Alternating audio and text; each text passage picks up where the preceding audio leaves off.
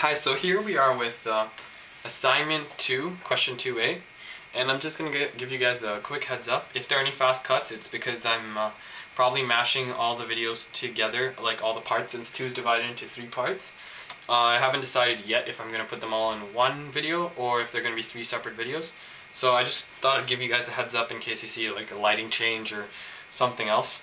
So I'll just start with this question. Like always, we're given 5 multiplied by the second derivative of x minus 3 multiplied by the first derivative of x minus 2x is equal to 0, and you're given x0 is equal to -1 and x prime 0 is equal to 1. So basically these are to solve for C1 and C2 when we actually get our equation. So it's not going to be a general equation, it's going to be more of a complete equation. So we'll go ahead and solve for this. As always, we start off by replacing all the x's with m's. So second derivative means m squared, minus first derivative means m, minus 2 is equal to 0. And we solve for b squared minus 4ac is equal to 9 minus 4 times minus 2 times 5. So that's basically 9 plus 40, which is equal to 49, and that's greater than 0. So we can go ahead and assume that our equation is going to be x is equal to c1 e to the power of m1t plus c2 e to the power of m2t, right? So we'll go ahead and continue with this. So our b minus b plus or minus root 49 over 2a, and our that's basically 9, oh sorry, that's actually a plus 3 plus or minus 7 all over 10. So basically we're going to have some really ugly numbers. We're going to have either 10 over 10, which is 1, or it's 5 over, oh well, not 5 over 10, sorry, 4 over 10, negative 4 over 10, which is negative 2 over 5. Wow, that's not a good number. So that's our m1 and m2. So we can just go right ahead and substitute that in over there. And we get a minus 2 over 5 here. And we can go ahead and rub all this off, since we need room for the next part. So best bet would be first go ahead and solve for, get a x prime number. Well, solve for the first derivative of x. So you get, it's basically quite simple, it's c1 e to the t in this case. And remember not to absorb anything here, because c1 needs to be the same c1 as up here.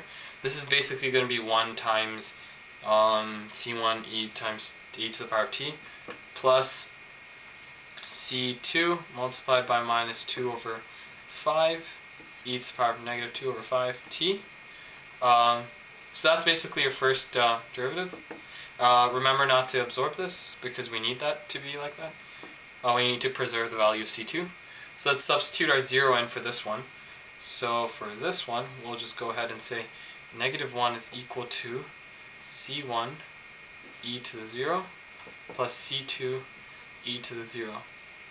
So now we're going to get quite a simple relationship between c1 and c2 actually. We're going to get c1, well, minus c1 minus 1 is equal to c2. So basically that's our relationship between c1 and c2. So we can go ahead and substitute that in over here. So our next equation is going to be x prime is equal to 1 when our t is equal to 0.